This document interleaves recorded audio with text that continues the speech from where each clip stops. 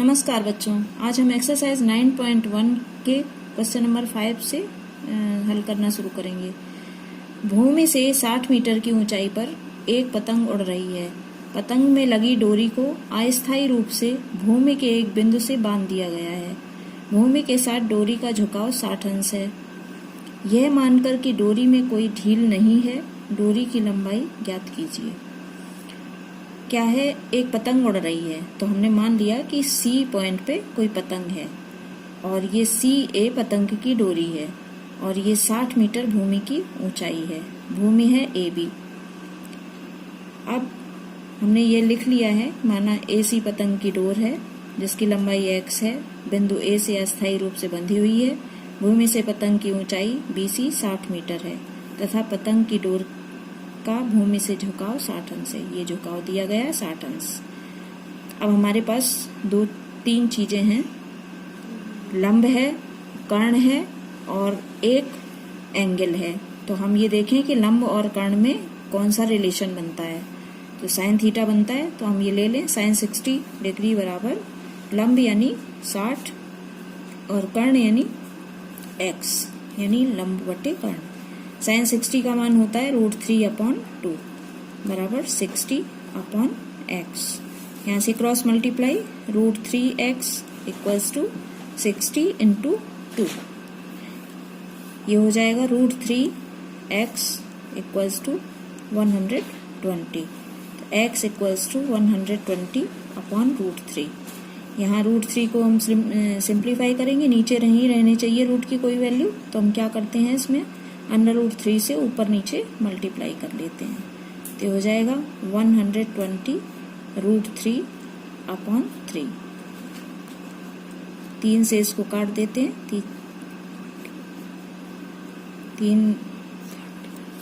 3 चौक 12, ये हो गया 40√3 मीटर। ये हो गई आपकी पतंग की डोरी की लंबाई। यही आंसर है। क्वेश्चन नंबर 6 है, 1.5 मीटर लंबा लड़का 30 मीटर ऊंचे एक भवन से कुछ दूरी पर खड़ा है। जब वह ऊंचे भवन की ओर जाता है तब उसकी आंख से भवन के शिखर का उन्नयन कोण 30 डिग्री से 60 डिग्री हो जाता है। तो बताइए कि वह भवन की ओर कितनी दूरी चलकर गया। ये हमने मान लिया कि डीसी लड़का है जो कितना है, 1.5 मीटर लंबा है। अब ये जो बीसी है, बीए है, ये भवन है जिसकी लंबाई कितनी है, 30 मीटर है। अब हमने ये इसकी आंख है, जो आंख से जब ये देखता है, यहाँ लंबाई इसकी पूरी है, यहाँ डी आंख होगी। इस बिंदु से जब ये देखता है भवन के शिखर को, तो एंगल बनता है 30 डिग्री। फिर ये कुछ दूरी यहाँ से चल लेता है, तो चल के जब यहाँ पहुंच जाता है तो इसका उन्नयन कोण बन जाता है यहाँ से देखने पर 60 डिग्री। अब ये कह रहा है कि हमें ये बताइए कि ये भवन से कितनी दूरी चलकर ये गया, यहाँ से यहाँ तक की। ठीक है, तो अब हमें ज्ञात क्या करना है, यहाँ जब था तब ये 30 डिग्री का एंगल बना रहा था, जब यहाँ से यहाँ पहुंचा तो ये कह रहा है यहाँ से यहाँ ये दूरी कितनी है, ये हमें ज्ञात करनी है। तो हमने ये दूरी x मान ली, ये दूरी y मान ली, और ये 1.5 था, तो चूंकि पैरेलल है और ये सेम दूरी है इसलिए ये 1.5 होगी। और ये पूरी दूरी 30 है और इसमें 1.5 जब घटा देंगे तो इतनी दूरी 28.5 आ जाएगी। तो इस तरह से हमें ये सारी दूरियां मिल गई। अब हम एक एंगल ले लेते हैं BDF। ये वाला एक एंगल पूरा बन जाएगा 30 डिग्री वाला, और दूसरा एंगल बन जाएगा BEF। तो हम इससे सॉल्व करते हैं। पहले हम लेते हैं BDF एंगल। BDF एंगल में क्या होगा, tan 30 बनेगा, tan 30 डिग्री। यहाँ tan लेंगे तो ये हो जाएगा और आधार हो जाएगा, तो हो जाएगा tan 30 बराबर लंब बटे आधार। लंब मतलब 28.5 बटे आधार मतलब ये पूरा x + y। ये इतना और ये पूरा। tan 30 का मान हो गया 1/√3। 1/√3 बराबर ये हो जाएगा 28.5 बटे x प्लस वाई। यहाँ से हो जाएगा x प्लस वाई बराबर √3 और 28.5 गुणे। ये पहली इक्वेशन आ गई। अब दूसरा समकोण त्रिभुज लेंगे हम BEF। BEF इसमें क्या है, tan 60 डिग्री ले लिया जाएगा। इसमें tan 60 डिग्री बराबर आ जाएगा 28.5 बटे y, क्योंकि यहाँ पे सिर्फ y बचा है इस वाले एंगल में। तो ये हो जाएगा √3। tan 60 की वैल्यू होती है 28.5 बटे y। यहाँ से आ जाएगा y √3y इक्वल्स टू 28.5। तो y बराबर आ जाएगा 28.5 √3। ये वैल्यू हो गई सेकंड। अब समीकरण सेकंड में y का मान, ये जो y का मान है यहाँ से ये समीकरण फर्स्ट में रख दें यहाँ पे, तो सॉल्व हो जाएंगे। दोनों इक्वेशंस को सॉल्व करेंगे, x का मान निकालेंगे। तो यहाँ से जो ये y की वैल्यू आई है ये इसमें सब्स्टिट्यूट कर दें, तो हो जाएगा x प्लस 28.5 बटे √3 बराबर 28.5 गुणे √3। इसको इधर ले आए तो x बराबर हो जाएगा 28.5 √3 माइनस 28.5 अपॉन √3। यहाँ से हम 28.5 कॉमन ले लें तो हो जाएगा √3 माइनस 1/√3।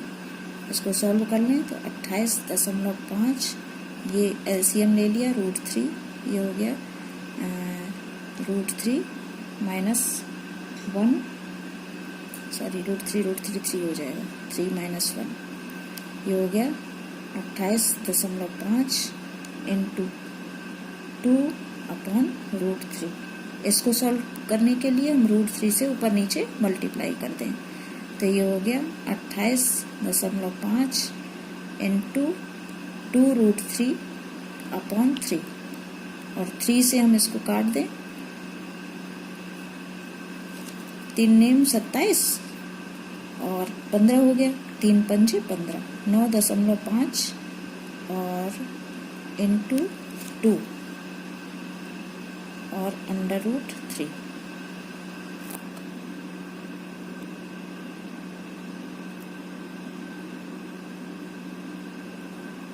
ये अब गुणा करेंगे तो 9 दूनी 18 और ये हो गया 19√3। ये आ गई x की वैल्यू, और x क्या था, यहाँ से यहाँ तक की दूरी, यानी ये जब चला तो शिखर का उन्नयन जितना कोण बन रहा था, तो ये कितनी दूरी चला ये पूछ रहा था, वो ये निकल के आ गया 19√3। 7वां क्वेश्चन है, भूमि के एक बिंदु से एक 20 मीटर ऊंचे भवन के शिखर पर लगी एक संचार मीनार के तल और शिखर के उन्नयन कोण क्रमशः 45 डिग्री और 60 डिग्री हैं। मीनार की ऊंचाई ज्ञात कीजिए। कह रहा है यहाँ पर एक भवन है, भवन हमने मान लिया BC, ये बना लिया है। इसके ऊपर एक मीनार लगी हुई, संचार मीनार, तो इसकी ऊंचाई हमने h मान ली है। अब ये कह रहा है कोई एक बिंदु है जिससे इस मीनार के शिखर का और तल का दोनों के उन्नयन कोण जो हैं, जब हम तल को देखते हैं तो उन्नयन कोण 45 डिग्री बनता है, और जब हम शिखर को देखते हैं तो उन्नयन कोण 60 डिग्री बनता है। इस तरह चित्र बन गया। अब ये जो हमने AB भूमि की लंबाई मानी, ये हमने x मान ली, और मीनार की ऊंचाई मानी वो h मान ली, और ये भवन जो है वो 20 मीटर ऊंचा है। ये सब हमने लिख लिया है। ये लिखना जरूरी होता है बच्चों। इससे हमारे पहले हम ट्रायंगल ले लें, ए बी सी, इसमें हमें ये दूरी दी है और ये दूरी है और एक हमारे पास एंगल है। तो 1045 इसमें लगेगा क्योंकि ये लंब है और ये आधार है। लंब और आधार में 10 का रिलेशन होता है। तो 1045 बराबर 20/x। 1045 का मान होता है 1, तो 1 इक्वल्स टू 20/x। तो x इक्वल्स टू आ जाएगा 20। ये एक इक्वेशन हो गई। उसके बाद दूसरा ट्राइंगल हम ले लेंगे, ट्राइंगल DAB।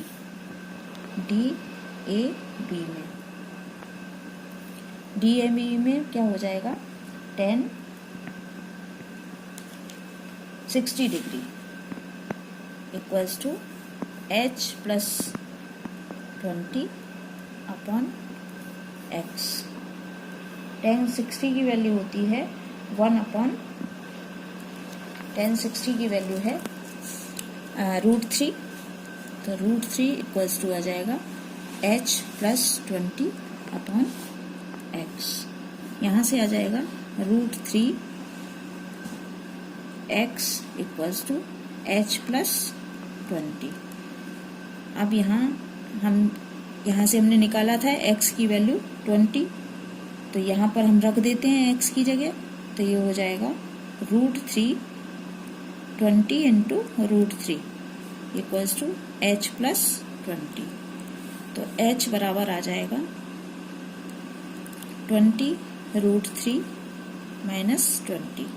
यहाँ से ये 20 जो है इधर ले जाएंगे, 20 √3 है यहाँ पे और ये माइनस 20 हो जाएगा। 20 हमने ले लिया है कॉमन, तो ये हो जाएगा √3 माइनस 1।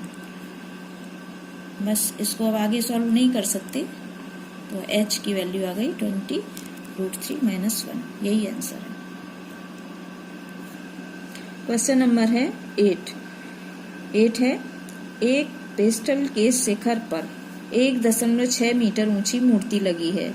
भूमि के एक बिंदु से मूर्ति के शिखर का उन्नयन कोण 60 डिग्री है और उसी बिंदु से पेस्टल के शिखर का उन्नयन कोण 45 है।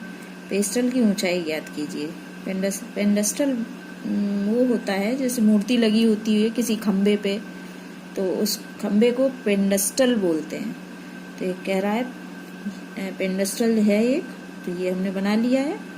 CB पेंडस्टल है माना, इसकी ऊंचाई h है। इसके ऊपर एक मूर्ति लगी है, DC मूर्ति है, 1.6 मीटर ऊंची है। और कोई एक बिंदु है जिससे पेंडस्टल के शिखर को देखा जा रहा है, तो उन्नयन कोण 45 बनता है। और इसकी मूर्ति के शिखर को देखा जा रहा है तो एंगल 60 डिग्री बनता है। अब ये जो बिंदु है इससे इसकी दूरी शिखर ये पेंडस्टल के तल की दूरी जो है वो x मान ली है हमने। अब हम स्टार्ट करते हैं। ये जो हमारा एक ट्रायंगल ये बना है 45 वाला और दूसरा ट्रायंगल बना है 60 वाला। तो यहाँ ये सब लिखा है जो हमने अभी बोला था। तो इसमें पहला ट्रायंगल ले लेते हैं हम DAB। तो DAB में क्या हो जाएगा, tan 60 डिग्री आएगा। tan क्योंकि ये लंब हमें दिया है और आधार दिया है, तो लंब जो है 1.6 प्लस h, 1.6 प्लस h, और ये है x, ये x लिख लिया। tan 60 का मान होता है √3, तो √3 बराबर 1.6 प्लस h अपॉन x से इसको मल्टीप्लाई कर लिया। ये हो गया √3x बराबर 1.6 प्लस h। अब हम क्या करेंगे, h की वैल्यू यानी √3 इधर कर देंगे, 1.6 इधर कर देंगे, √3x माइनस 1.6, ये पहली वैल्यू आ गई। h का मान आ गया यहाँ से। अब दूसरा हम ले लेते हैं ट्रायंगल CAB ट्रायंगल में क्या होगा, tan 45 लेंगे। tan 45 बराबर h अपॉन x, tan 45 का मान 1 होता है, 1 बराबर h अपॉन x, इससे निकल के आ गया x बराबर h। अब हम इक्वेशन फर्स्ट में क्या हमें निकालना क्या है, ये कह रहा था पेंडस्टल की ऊंचाई ज्ञात कीजिए। तो पेंडस्टल की ऊंचाई h निकालनी है हमें। तो यहाँ से क्या करेंगे, h तो बनाए रखना है, x की जगह हम h रख देते हैं, इस x को हटाना है हमें। तो इस x की जगह हमें h रखना होगा। तो ये लिख दिया h बराबर √3h माइनस 1.6। अब यहाँ से √3h इधर ले आए, माइनस हो गया। अब इससे हम h कॉमन ले लेंगे। h कॉमन लिया तो 1 माइनस √3 आ रहा था, आप यहाँ देख रहे हैं, लेकिन यहाँ चूंकि नेगेटिव है इसलिए हमने इसको मल्टीप्लाई कर दिया है इधर, तो √3 प्लस हो जाएगा, 1 माइनस हो जाएगा, तो ये √3 माइनस 1 आ जाएगा। अब इसको बटे में ले जाएंगे h का मान निकालने के लिए, 1.6 अपॉन √3 माइनस 1। अब अपॉन में √3 की वैल्यू नहीं होती है, तो इसलिए हम इसको परिमेयीकरण कर लेंगे इसका, यानी √3 प्लस 1 से ऊपर नीचे मल्टीप्लाई कर देंगे। √3 प्लस 1 से ऊपर नीचे मल्टीप्लाई कर दिया, ये हो गया 1.6 इंटू √3 प्लस 1, और ये a माइनस बी, ये a प्लस बी, तो ये हो गया √3 का स्क्वायर माइनस 1 का स्क्वायर, यानी 3 माइनस 1। 3 माइनस 1 2 आ गया, 1.6 ये ऐसे ही रहा। अब इससे हम 2 से 1.6 को कैंसिल कर देंगे तो 8 आ जाएगा, यानी 0.8 √3 माइनस 1। ये आंसर हो गया, h की वैल्यू ये निकल के आ गई। तो पेंडस्टल की ऊंचाई हो गई 0.8 √3 माइनस 1। धन्यवाद बच्चों, आगे क्वेश्चंस अगली वीडियो में।